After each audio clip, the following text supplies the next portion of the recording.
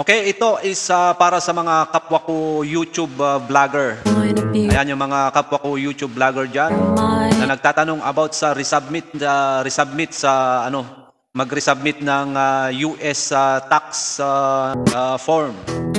Ayan, kasi ako na-receive ko yung US tax form ko, mag-e-expire ngayong December 10, 2024. Hindi kasi yan hindi yan pare-parehas. Kung yung last resubmit mo is 2022, 2025 mo pa siya marireceive. Makaka-receive ng ganyang notification. Ako kasi yung last resubmit ko is 2021. So 21, 22, 23, 24. Ayan, every 3 years siya mag-i-expire. Ayan, so kailangan po nating mag-resubmit sa ating US tax form. Ayan, kung nakikita nyo dyan is your your US tax form expires at the end of 2024. Ba't ako nabubulol? Ayan, at papakita ko sa iyo what will happen. What happen if I don't do this by the end of the year? So nakalagay dyan, if your tax form expire at the end of the year, Google may be required to withhold up the 24% of your total worldwide YouTube earnings on hold payout completely until your tax form is approved. Ibig sabihin yan, makakaltas. Ang laki ng kaltas ng iyong sahod. Makakaltasan yung kikitain mo sa YouTube ng 24%. So kung titignan mo, malaki-laki yan. At ang matindi-tindi dyan, ang i-hold ni YouTube. Dalawa kasi yan eh. Dalawa yung pagpipilian dyan. Kung hindi niya kakaltasan ng 24% yung sahod mo, i-hold ni YouTube yung sahod mo.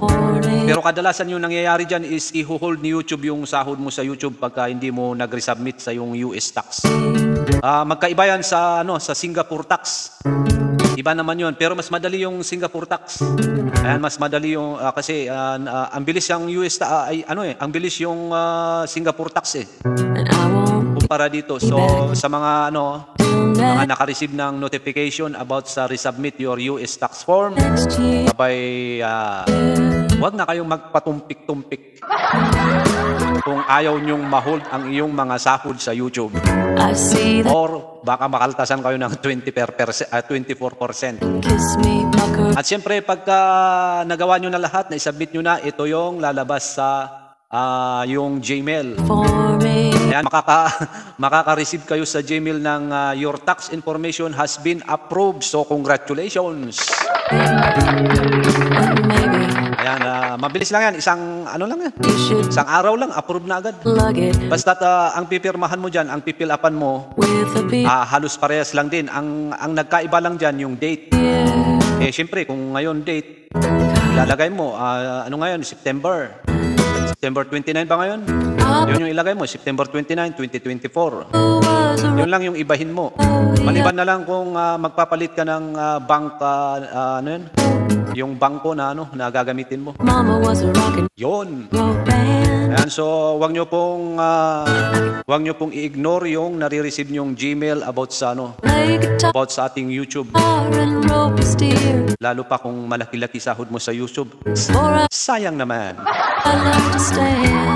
Anyway, ayan, i-shoutout ko lang si